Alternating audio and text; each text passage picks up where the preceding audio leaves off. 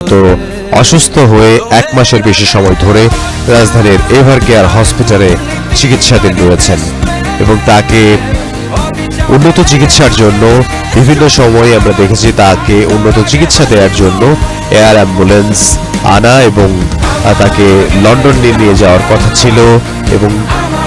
তার শারীরিক অবস্থার কারণে তাকে লন্ডনে নেওয়া সম্ভব হয়নি। তারপরে আমরা দেখেছি তার বড় ছেলে জনাব তারেক রহমানের বধূ, তিনি আসলে লন্ডন থেকে বাংলাদেশে এসে পৌঁছান এবং রাজধানীর এভারকেয়ার হসপিটালে তিনি তার শাশুড়ির খোঁজ খবর রাখেন এবং তার যে মেডিকেল টিম রয়েছে সেই মেডিকেল টিমের পক্ষ থেকে আমরা যেটি জানতে পেরেছি, বিএনপির স্থায়ী কমিটির সদস্য ডক্টর এজেড জাহিদ হোসেন তিনি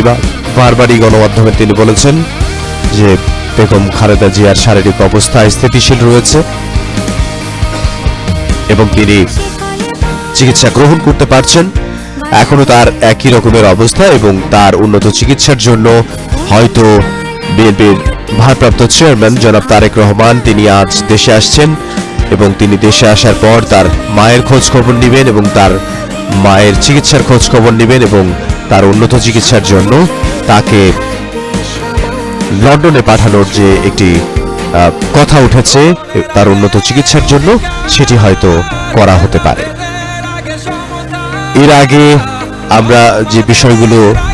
এখন পর্দায় দেখছি, 36 জুলাই এক্সপ্রেসওয়েতে আমরা দেখতে পাচ্ছি যে আসলে ভোর রাত থেকেই অনেকে রাত থেকেই সেখানে এসে অবস্থান করছেন। বিভিন্ন নেতাকর্মী, বিভিন্ন ওয়ার্ডের বিভিন্ন জায়গার নেতাকর্মীরা আসলে বিএনপির নেতাকর্মীরা সেখানে অবস্থান করছেন এবং গণসংবর্ধনায় অংশ নেওয়ার জন্য তারা রাত থেকে অপেক্ষা করছেন এবং তারা তাদের প্রিয় নেতা জনাব তারেক রহমানের অপেক্ষায় রয়েছেন। জনাব তারেক রহমান তিনি যুক্তরাজ্যের